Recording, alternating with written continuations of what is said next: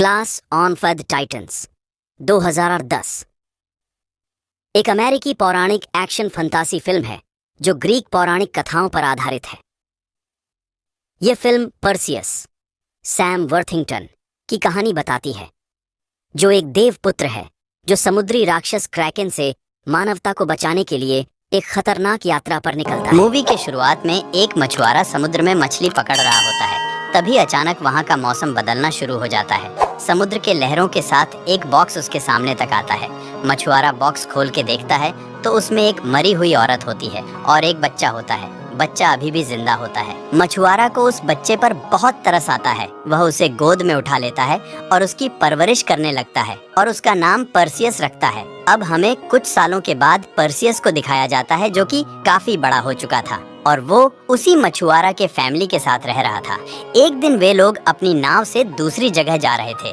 तभी वो देखते हैं कि बहुत से लोग एक बड़े से स्टैचू को समुद्र में गिरा रहे हैं और यह स्टैचू ज्यूस का होता है, जो सभी का देवता होता है। जैसे ही वह स्टैचू पानी में गिरता है, पानी में हलचल होने लगता है और तभी पानी में से बहुत सारे क्रिएचर निकलता है और उन लोगों पर हमला कर देता है जिन लोगों ने ज्यूस के स्टैचू को तोड़ा था। फिर सभी क्रिएचर आपस में कंबाइंड हो जाते हैं और एक गॉड का रूप ले लेता है, जो कि ज्यूस का भाई होता है।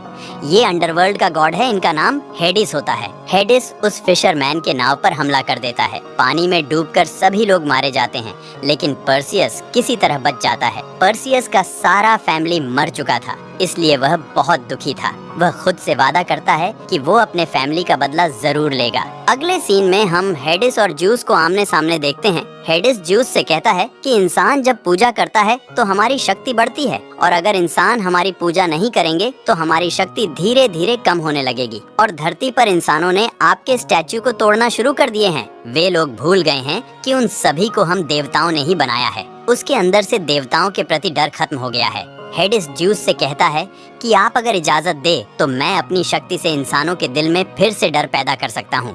फिर इंसान देवताओं की पूजा करेंगे। स्टैचू टूटने की वजह से ज्यूस गुस्से में होता है, इसलिए वह हेडिस को इजाजत दे देता है। फिर देखते हैं कि यहाँ के राजा और सभी लोग जश्न मना रहे होते हैं कि उसने ज्यूस के स्टैचू को पानी में गिरा दिया है। यहाँ राजकुमारी आती है और कहती है कि आप लोगों को देवताओं के खिलाफ ऐसा कदम नहीं उठाना चाहिए। क्वीन राजकुमारी से कहती है कि देवताओं को हमारी जरूरत है, पर हमें देवताओं की जरूरत नहीं है। तभी यहाँ पर हेडिस आता है और यहाँ के सभी सोल्जर को मार देता है। सभी लोग हेडिस से डर रहे होते हैं। पर्सियस हेडिस को देखकर बहुत गुस्सा होता है, क्योंकि उसने ही उसके फैमिली को मारा था। वो हेडिस पर अटैक करने ही वाला था कि तभी एक खूबसूरत सी लड़की उसका हाथ पकड़कर कहती है, रुक जाओ, ये सही वक्त नहीं है, तुम्हें सही वक्त का इंतजार करना चाहिए। फिर हेडिस क्वीन के करीब जाता है और उससे कहता है, तुम्हारी उम्र तो हो गई है, लेकिन तुम अभी भी बिल्कुल यंग और हसीन लगती हो। ये कहकर हेडिस उसे मार देता है। हेडिस यहाँ के लोगों से कहता है कि आज से ठीक 10 दिन बाद सोलर इक्लिप्स होने वाला है और मैं तुम लोगों की तरफ क्रेकन नाम के एक मॉन्स्टर को भेजूंगा। वो तुम लोगों के सारे शहर को बर्बाद कर देगा, लेकिन तुम लोगों के बचने का एक ही रास्ता है। तुम लोग राजकुमारी की कुर्बानी देकर पूरे शहर को बचा सकते हो।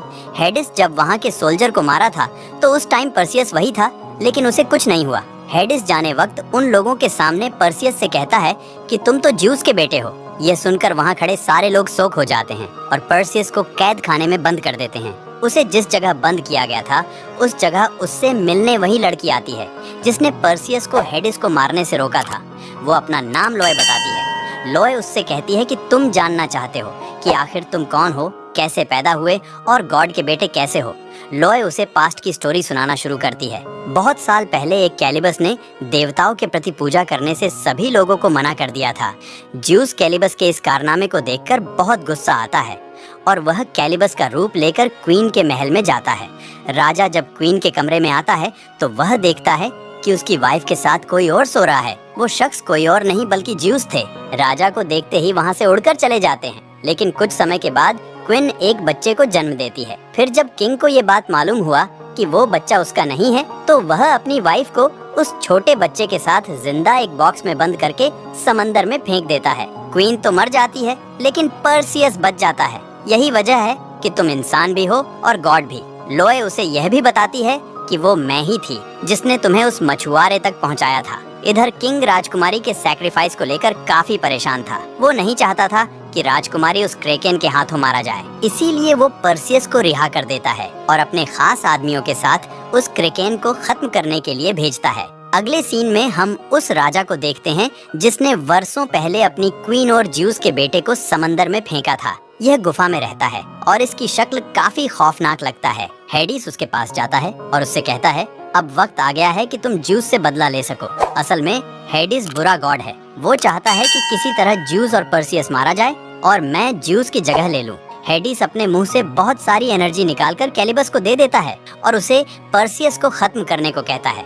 अगले सीन में हम पर्सियस को देखते हैं जो बाकी सोल्जर के साथ अपनी जर्नी पे निकल चुका था।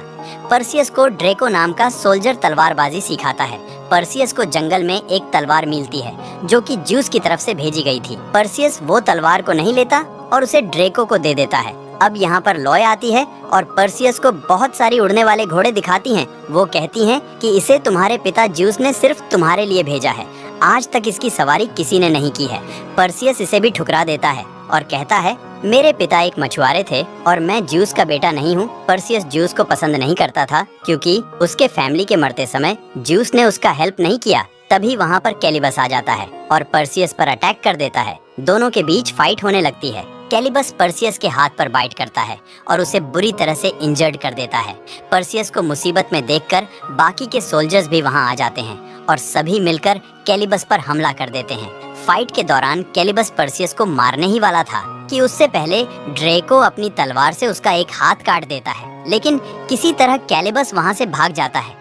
जमीन पर कैलिबस के कटे हुए हाथ स्कॉर्पियन का रूप लेने लगती है और जहाँ जहाँ उसका ब्लड गिर रहा था वहाँ से बड़े बड़े स्कॉर्पियन से बाहर आ रहे थे। पर्सियस और उसकी फौज सभी स्कॉर्पियन से फाइट कर रहे थे।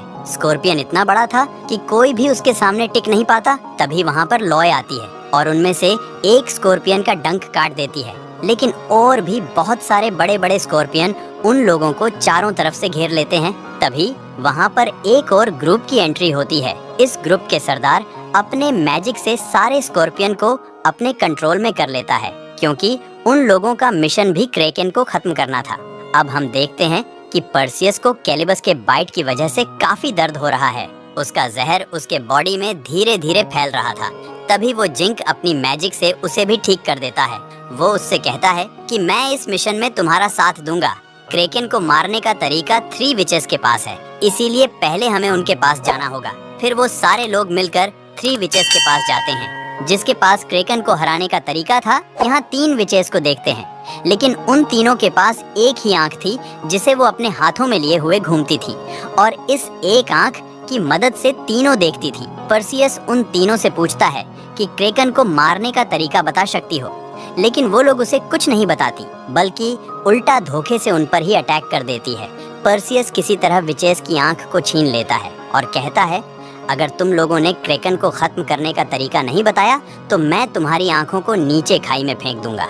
विचेस नहीं चाहती थी कि पर्सियस ऐसा करे, इसीलिए वह उसे बताती है कि क्रेकेन को हराने का एक ही तरीका है और वो चीज है मेड्यूसा का सर। वो तुम्हें मिल तो जाएगी, लेकिन उसे हराना इतना आसान नहीं होगा। तुम लोग उसे नहीं हरा सकते और हमारी भविष्यवाणी ये कहती है कि इस मिशन में पर्सियस तुम मारे जाओगे। लेकिन पर्सियस उनकी बातों को इग्नोर कर देता है और अपने सोल्जर के साथ आगे की जर्नी के लिए निकल पड़ता है। रास्ते में चलते चलते पर्सियस को ज्यूस से मुलाकात होती है। ज्यूस पर्सियस से कहते हैं, तुम्हें मेरे भेजे गए तोहफे को कबूल कर लेना चाहिए था। आखिर तुम मेरे बेटे हो। पर्सियस उनसे कहता है कि मैं आपका बेटा नहीं हूँ, मैं एक मछुआरे का बेटा हूँ। ज्यूस एक गोल्ड कॉइन देता है और वहाँ से चला जाता है। अब 2 दिन और 2 रात गुजर जाने के बाद ये लोग मेड्यूसा के गुफा तक पहुँच जाते हैं, पर अंदर जाने के लिए उन्हें एक अनजान नदी को पार करना था। जिंक पर्सियस से वो गोल्ड कॉइन लेकर नदी में फेंकता है और तभी वहाँ एक नाव आ जाती है और उन सब को मेड्यूसा के टेम्पल के अंदर ले जाने लगती है। इसी दौरान लॉय पर्सियस से कहती हैं, उस टेम्पल के अंदर लड़कियों का जाना मना है और ध्यान रखना कुछ भी हो जाए मेड्यूसा की आंखों में मत देखना, वरना पल भर में पत्थर के बन जाओगे। टेम्पल में जाते ही मेड्यूसा उन लोगों के ऊपर अटैक कर देती है। मेड्यूसा का आधा शरीर इंसानों जैसा था और आधा शरीर सांप के जैसा। उसके सर पर बहुत सारे सांप होते थे जो कि दिखने में काफी खौफनाक लग रही थीं। पर्सियस और जिंक पर हमला करके उसे आग के खाई में फेंक देती है, लेकिन पर्सियस अपनी तलवार को एक जगह फंसाकर किसी तरह अपनी और जिंक का जान बचा लेता है। मेड्यूसा सारे लोगों को पत्थर में बदलती जा रही थी, लेकिन पर्सियस उसकी इस चाल को जानता था। वो अपने सिल्ड में उसका रिफ्लेक्शन देखता है और वो बड़े ही चालाकी और बड़े बहादुरी से मेड्यूसा पे अटैक करता है और उसका सर उसके बॉडी से अलग कर देता है। यहाँ पर सारे लोग मारे गए थे, सिर्फ पर्सियस ही जिंदा बचता है। वो जैसे ही टेंपल से बाहर आता है तो देखता है कि लॉय पर कैलिबस पीछे से हमला कर दिया है। ये देखकर पर्सियस को बहुत गुस्सा आता है, क्योंकि पर्सियस लॉय को पसंद करने लगा था। इसके बाद पर्सियस कैलिबस से फाइट करने लगता है, लेकिन फाइट के दौरान पर्सियस का तलवार टूट जाता है। पर्सियस देखता है सामने ज्यूस का दिया हुआ तलवार है। वो उसे उठाता है और उससे कैलिबस पर हमला करके मार देता है। पर्सियस के सामने लॉय अपना दम तोड़ देती है और फिर वहाँ उड्डी डीएचने वाला वही घोड़ा आता है। पर्सियस उस घोड़े पर बैठकर राजकुमारी को बचाने निकल पड़ता है। दूसरी तरफ हेडिस को देखते हैं, जो कि काफी पावरफुल हो चुका था। वो ज्यूस को अपने मैजिक से बंदी बना लेता है और क्रेकन को आजाद कर देता है। शहर के लोग क्रेकेन के आने की वजह से काफी डरे हुए थे, क्योंकि वो मॉन्स्टर काफी तेजी से शहर की तरफ बढ़ रहा था। सभी लोग अपनी जान बचाने के लिए राजकुमारी को बाहर ले आते हैं ताकि उसकी कुर्बानी दे सके। पर्सियस मेड्यूसा का सर लेकर शहर में आ ही रहा था कि तभी रास्ते में हेडिस के कुछ क्रीचर पर्सियस से उस सर को छीनकर भाग जाते हैं। पर्सियस उसका पीछा करता है। इधर उस मॉन्स्टर ने पूरे शहर में तबाही मचा दी थी। सभी लोग इधर उधर भाग रहे थे। क्रिएचर पर्सियस को क्रेकन की तरफ ले जाता है ताकि क्रेकन पर्सियस को खा ले, लेकिन पर्सियस किसी तरह अपनी जान बचा लेता है और मेड्यूसा के सर को भी हासिल कर लेता है। इधर हम देखते हैं कि राजकुमारी को बांधकर लटका दिया है। क्रेकन उसे खाने के लिए आगे बढ़ता है और राजकुमारी को खाने ही वाला होता है कि तभी पर्सियस वहां आ जाता है और मेड्यूसा का सिर निकालकर मॉन्स्टर के सामने दिखाता है। जैसे ही वो मॉन्स्टर मेड्यूसा की आंखों में देखता है, वो पत्थर में बदलने लगता है और कुछ ही पल में पूरी तरह पत्थर बन जाता है। अब यहाँ पर क्रेकन तो मर चुका था, लेकिन हेडिस अभी भी जिंदा था। वो पर्सियस को खत्म करने खुद उसके सामने आता है, लेकिन पर्सियस ज्यूस की तलवार को ऊपर की तरफ करता है तो आसमान की बिजली उस तलवार में आ जाती है और फिर पर्सियस हेडिस पर हमला करके वापस अंडरवर्ल्ड में भेज देता है। राजकुमारी समंदर में गिर जाती है। पर्सियस राजकुमारी की जान बचाने के लिए पानी में कूद जाता है।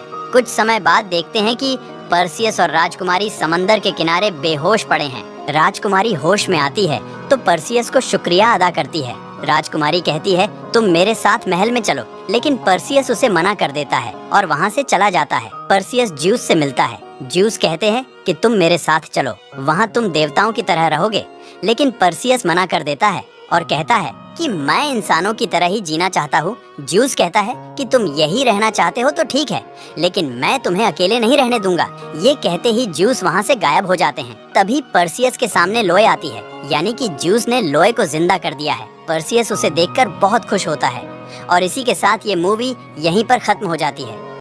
ऐसे ही और अपडेट पाने के लिए चैनल फिल्म कहानी 501 को सब्सक्राइब करें और हमें सपोर्ट करें। धन्यवाद।